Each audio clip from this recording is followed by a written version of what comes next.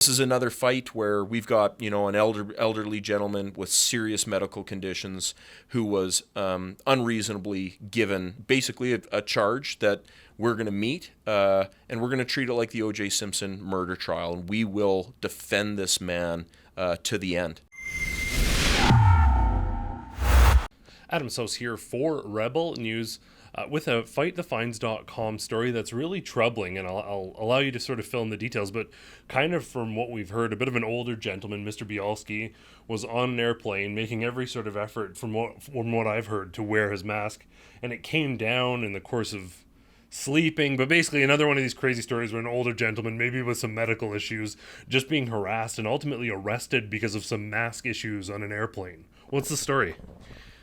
We don't know much at this point, but I'll tell you what we do know is that we have a 76-year-old client, which is obviously a senior.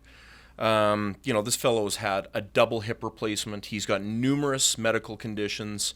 One of the nicest guys that we've ever come across. On a flight, WestJet flight, just trying to finish the flight. I believe it was transatlantic as well.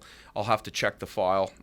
We've got so many of these Fight the Fines files, and it's so bizarre to me, Adam, to still be opening Fight the Fines files after the pandemic has supposedly come to an end.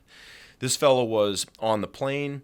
There's allegations from WestJet that this, kind gentleman was essentially belligerent, and he was given a ticket under Canadian Aviation Regulations for failing to wear a mask, even though he was making best and reasonable efforts to wear a mask.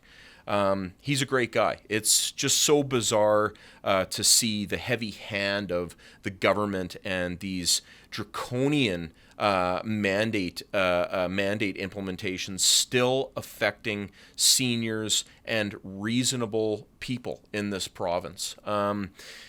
As you know, it's a little calmer provincially, but in the aviation federal jurisdiction, we're still seeing insanity in this area, these backups at airports, and the federal government's outright refusal to dump what we see as completely unnecessary bureaucratic implementations of these mandates. This is another fight where we've got, an elderly gentleman with serious medical conditions who was unreasonably given basically a charge that we're going to meet, and we're going to treat it like the O.J. Simpson murder trial, and we will defend this man to the end. And like we do with all the Fight the Fine stuff, just another one, chalk up another one in the books. And I can't believe these are still coming into the office. It's just unreal. It's absolutely unreal. We're here. We're going to take care of this guy. Well, and there's just this, I get a healthy individual with, I don't necessarily agree with that. I'm not saying I get it, but is there no common sense? Is there no application of reason? We've seen this happen with old people, with medical conditions, with babies, small children. What is going through their heads?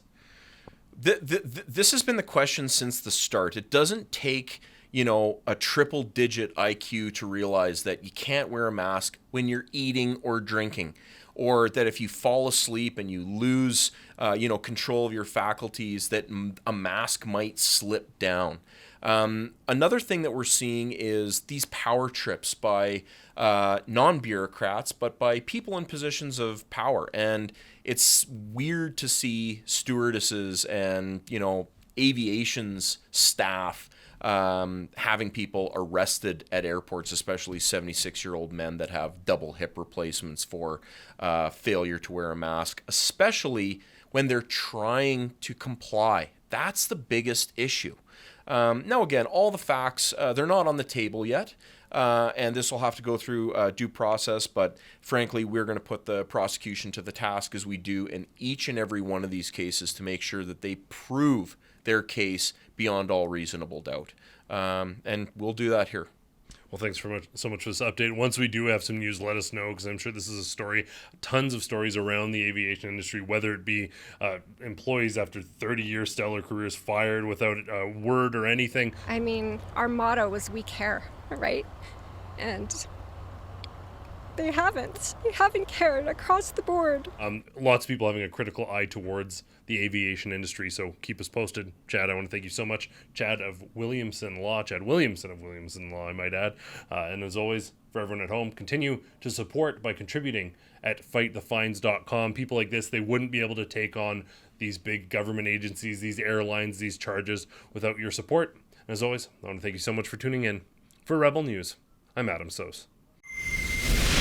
So as I mentioned, there are so many big, powerful agencies out there, whether it be airlines or government authorities, who thought that they could push people around, bully people. Well, that is clearly not the case, and they are learning that lesson in the courts of law the hard way, thanks to your support at fightthefines.com. Now, you may have this mentality that this is behind us, but I can assure you, for the people who are facing court in upcoming, very costly proceedings, they're counting on your support now more than ever. So go to fightthefines.com.